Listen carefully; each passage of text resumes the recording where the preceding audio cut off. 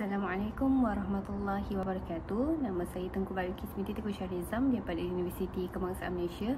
Jadi pembentangan saya pada hari ini yang bertajuk Kecerdasan Buatan AI sebagai Alat Bantuan Fatwa, yang mana kajian ini dijalankan dengan bimbingan Dr. Muhammad Adib bin Samsudin yang telah banyak membantu dalam penyelidikan dan penghasilan artikel ini.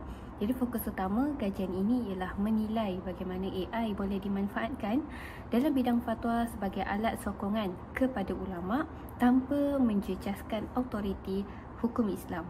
Baiklah, kita lihat dulu kepada pengenalan perkembangan pesat kecerdasan buatan ataupun dikenali sebagai Artificial Intelligence dalam era revolusi industri 4.0 telah membawa perubahan yang besar terhadap cara manusia bekerja, cara manusia berfikir dan juga cara manusia membuat keputusan. Jadi AI kini bukan sekadar alat teknologi tetapi sudah menjadi sebahagian daripada kehidupan seharian yang membantu kita mencari maklumat, membuat ramalan dan bahkan menyusun data dalam jumlah yang sangat besar. Jadi fenomena ini turut memberi kesan langsung kepada bidang agama, khususnya apabila masyarakat Islam itu semakin bergantung kepada teknologi digital untuk mendapatkan jawapan hukum. Jadi sebagai contoh, menurut Ibrahim Adam dan juga Muhammad Zulfat Izzat 2023, penggunaan AI semakin berkembang dalam kalangan umat Islam untuk memahami persoalan hukum melalui platform digital. Jadi apabila kita bercakap tentang fatwa, ia bukan sekadar jawapan hukum yang mudah. Fatwa ialah keputusan syarak yang berpaksikan Al-Quran, As-Sunnah, Ijma' dan juga Qiyas serta ditimbang bersama maqasid syariah dan realiti semasa seperti yang dijelaskan oleh Muhammad Hashim Kamali 2008 dan juga 2011. Jadi proses pengeluaran fatwa secara tradisinya menuntut ilmu yang mendalam, integriti rohani dan juga kepekaan sosial daripada para ulama. Ini bermakna penyediaannya memerlukan masa, ketelitian dan juga kebijaksanaan, bukan sekadar capaian data semata-mata. Namun kini dengan kemunculan AI, proses ini dilihat boleh dibantu dalam teknologi. Sebagai contoh, di Dubai dan juga di Mesir telah memperkenalkan sistem AI virtual iftar yang menjawab persoalan asas hukum secara automatik, dan hal ini menunjukkan bahawa dunia Islam ini sendiri sedang bergerak ke arah integrasi teknologi dalam pengeluaran fatwa. Tetapi pada masa yang sama, Yusuf dan Abdul Hamid 2023 mengingatkan bahawa AI ini masih terbatas. Ia tidak mampu memahami maqasid syariah, maslahat dan konteks sosial secara menyeluruh. Maka daripada perkembangan ini timbul dua persoalan penting yang menjadi asas utama kepada kajian saya, iaitu yang pertama, sejauh manakah AI berpotensi membantu institusi fatwa dalam proses ijtihad dan menangani isu hukum semasa, dan yang kedua, apakah garis panduan syariah dan etika yang perlu diwujudkan supaya penggunaan AI ini tidak melampaui peranannya sebagai alat bantu kepada ulama. Maka berdasarkan persoalan ini, kajian ini juga mempunyai dua objektif utama, iaitu yang pertama, menganalisis potensi AI sebagai alat sokongan dalam proses ijtihad dan pengeluaran semasa, dan yang kedua, mengenal pasti garis panduan penggunaan AI yang selari dengan prinsip syariah dan etika agar autoriti ulama tidak terjejas. Slide yang seterusnya iaitu AI dan juga fatwa. Perlu kita faham, fatwa ialah instrumen penting dalam Islam yang berfungsi sebagai panduan hukum syarak kepada masyarakat. Maka ia berasaskan Al-Quran, As-Sunnah, Ijma' dan Qiyas serta ditimbang dengan maqasid syariah dan realiti semasa. Jadi proses pengeluarannya menuntut kelayakan ilmu, integriti rohani dan kefahaman sosial yang menjadikan ulama' dan institusi fatwa itu sebagai autoriti tertinggi dalam menentukan hukum. Namun dalam era revolusi industri 4.0 ini, kemunculan AI telah membuka kepada wacana baharu sejauh manakah teknologi ini boleh digunakan untuk membantu proses fatwa tanpa menjejas peranan ulama. Maka kita lihat beberapa negara Islam telah mula mengaplikasikan AI ini dalam sistem pengeluaran fatwa. Kita lihat di Dubai, sistem virtual iftar berfungsi menjawab persoalan asas masyarakat secara automatik. Manakala di Mesir, Al-Azhar Fatwa Global Center membangunkan platform digital untuk menapis dan menyusun pertanyaan hukum. Sementara itu di Malaysia juga ada, iaitu portal e-fatwa dan aplikasi Nur AI dibangunkan dengan kerjasama agensi agama bagi menjawab persoalan asas ibadah. Namun semua jawapan mesti disemak dan disahkan oleh mufti atau pihak yang berautoriti, yang menunjukkan bahawa penggunaan AI dalam fatwa semakin berkembang tetapi masih dikawal oleh manusia bagi menjaga ketepatan hukum dan autoriti agama.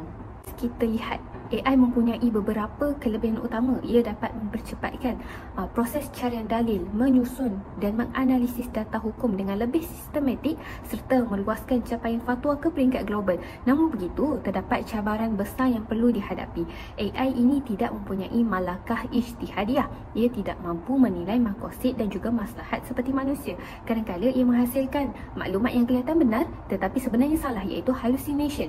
Selain itu, wujud juga risiko krisis autoriti apabila masyarakat ini terlalu bergantung kepada AI berbanding fatwa rasmi, dan akhirnya persoalan etika dan juga bias data juga menjadi isu penting yang perlu dikawal melalui garis panduan yang jelas. Pada slide yang seterusnya, iaitu fungsi utama AI dalam bidang fatwa. Kita lihat yang pertama, iaitu mengumpul fatwa. Jadi AI ini yang memudahkan pengumpulan fatwa yang dahulunya dilakukan secara manual. Jadi melalui pemprosesan bahasa semula jadi, iaitu NLP, AI boleh menelusuri ribuan teks hukum dan kitab klasik untuk mengesan tema dan juga isu yang berulang. Contohnya, Virtual Ifta di Dubai dan Portal e-Fatwa serta Nur AI di Malaysia membantu menghimpunkan pertanyaan serta keputusan hukum. Kemudian kita lihat yang kedua, iaitu penyusunan fatwa. Iaitu selepas dikumpul, fatwa perlu disusun agar ia mudah diakses. Jadi AI ini ia mampu menyusun fatwa mengikut kategori seperti ibadah, muamalat ataupun kekeluargaan menggunakan algoritma klasifikasi teks. Jadi Syahinomah 2021 menekankan pentingnya etika dan ketepatan data kerana salahnya klasifikasi boleh menimbulkan kekeliruan. Jadi oleh itu, hasil susunan AI ini mesti disahkan oleh ulama seperti yang dilakukan melalui aplikasi Nur AI di Malaysia. Kemudian kita lihat yang ketiga, iaitu menganalisis fatwa. AI juga boleh menganalisis pola dan kecenderungan fatwa antara negara dan mazhab. Sebagai contoh, kita lihat Sularki 2022 menunjukkan perbezaan antara Mesir yang berhati-hati dan Dubai yang lebih terbuka.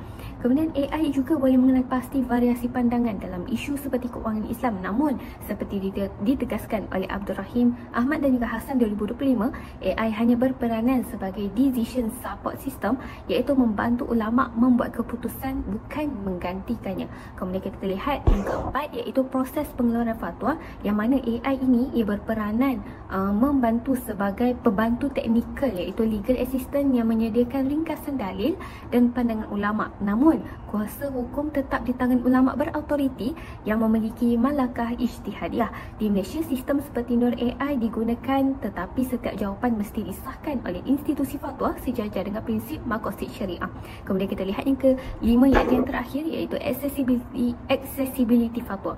Akhirnya, AI ini dapat meningkatkan akses fatwa secara global dan masa nyata. Contohnya, Virtual Ifta di Dubai beroperasi 24 jam dan e-Fatwa di Malaysia menyediakan rujukan digital yang mesra pengguna.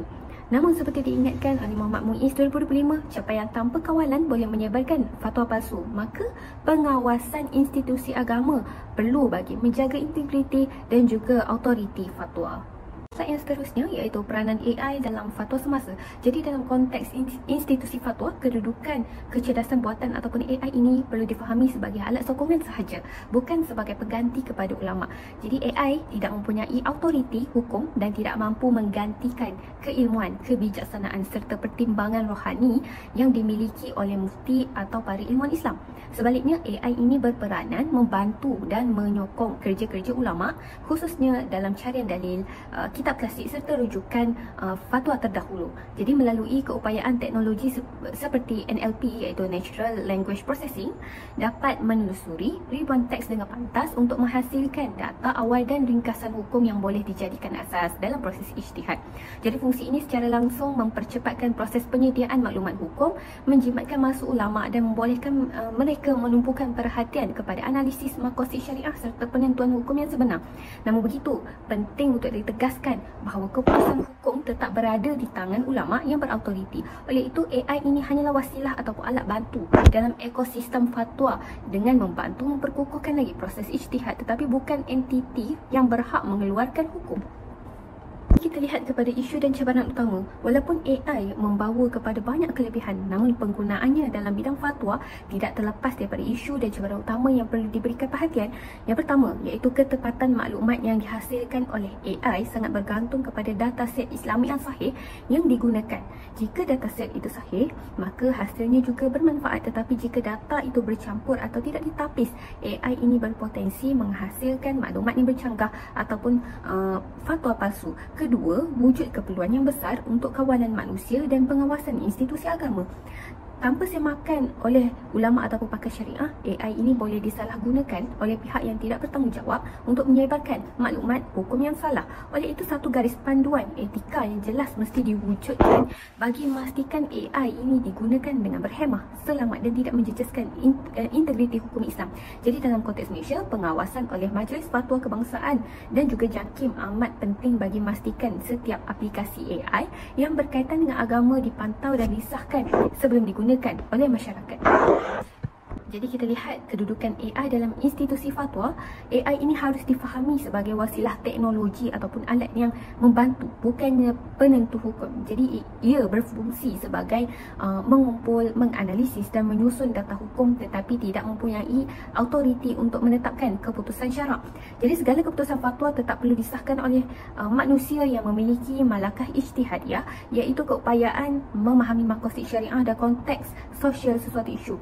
Dengan kata lain, AI boleh menyediakan data dan cadangan awal, tetapi tanggungjawab akhir tetap berada di tangan ulama. Oleh itu, pengawasan oleh JAKIM dan juga Majlis Fatwa Kebangsaan perlu diteruskan bagi menjamin ketulinan, keabsahan dan juga kredibiliti hukum yang dikeluarkan. Apabila AI digunakan dalam kerangka ini sebagai pembantu teknikal di bawah kawal ulama, maka teknologi ini mampu memperkukuh, bukan menggugat autoriti institusi fatwa. Bahagian seterusnya iaitu maklumat yang berbantukan AI. Jadi bagaimana AI ini dapat membantu dalam proses pengeluaran hukum. Jadi kita lihat kepada sokongan AI dalam penyediaan maklumat ini. Jadi AI ini ia mempunyai kelebihan yang besar dalam menyusun dan juga meringkaskan maklumat secara sistematik. Jadi dalam konteks fatwa, teknologi ini membantu ulama menghasilkan ringkasan dalil, hadis dan pandangan ulama terdahulu yang berkaitan dengan sesuatu isu hukum. Jadi proses ini menyerupai decision support system yang digunakan dalam bidang perubatan ataupun undang-undang, di mana teknologi ini mempercepatkan carian data dan menyusunnya untuk memudahkan penilaian oleh pakar. Sebagai contoh, jika seseorang mufti menerima persoalan tentang hukum transaksi digital, AI boleh menelusuri ratusan karya fiqh kontemporari serta fatwa antarabangsa, kemudian menyusun dapatan itu secara berstruktur. Namun seperti yang ditegaskan oleh Muhammad Kamal Ihkam dan Mustafa 2024, AI hanya menyediakan maklumat mentah, bukan keputusan hukum. Jadi tanggungjawab istinbat, iaitu menilai dalil dan juga menimbang maqasid syariah, tetap menjadi peranan ulama.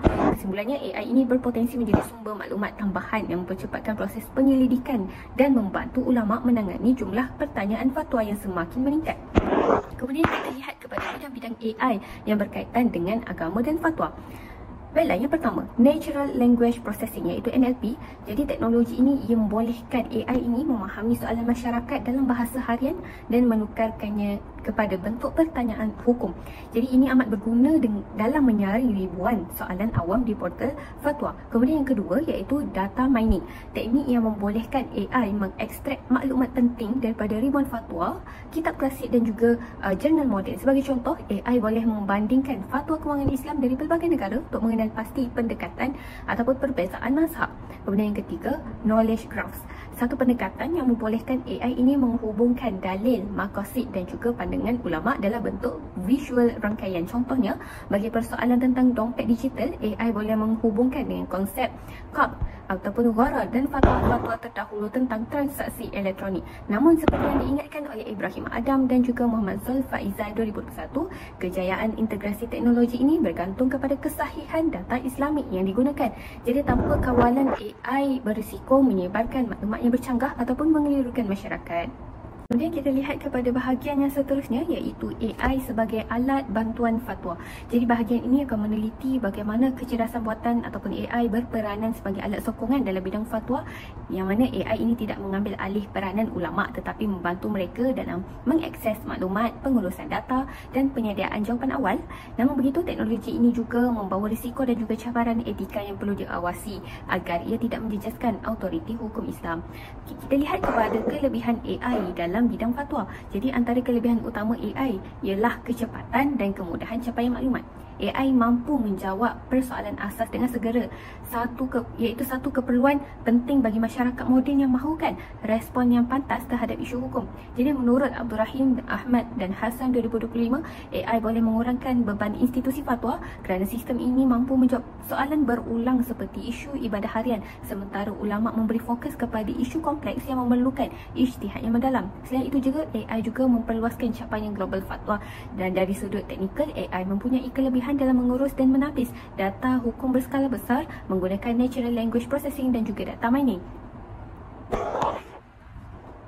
Namun kita lihat juga kepada risiko dan cabaran penggunaan AI ini. Yang pertama, isu ketepatan maklumat. AI ini ia boleh mengalami fenomena hallucination, iaitu halusinasi, iaitu apabila sistem ini menghasilkan jawapan yang meyakinkan tetapi sebenarnya salah.